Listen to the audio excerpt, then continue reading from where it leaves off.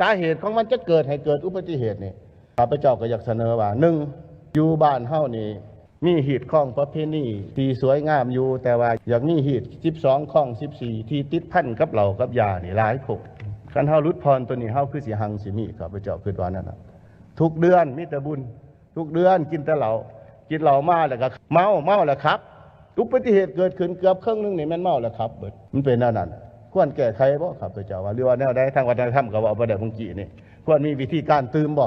งานศพสิเฮ็ดซ้ำได้งานดองสิเฮ็ดซ้ำได้งานประเพณีนี่สิเฮ็ดคือแนวใดต่างประเทศก็เฮ็ดปีนึงมีแต่เทื่อเดียวเฮานี่ปีนึง24เทื่อเด้ยังหีด12ก็เฮ็ด12เทื่อยังคล้อง14ก็เฮ็ด14เทื่อยังบ่ทันไล่ว่าขึ้นเฮือนบ่รับหน้าที่ใหม่เรือนสั้นเรือนตำแหน่งเขาอีกเกิดลูกเกิดเต้าต่างๆรับโศกรับไส้ยังหลายกว่านั้นอีกยามได้ก็แม่นเมาตอนนั้นเมาแล้วเงินหันก็เบิดอีกเงินเดือน100 100 200หมู่มากินนี่ติดนี่มากินเฮ็ดหน้าเขาไปทั้งสุขขายเขาเคี้ยว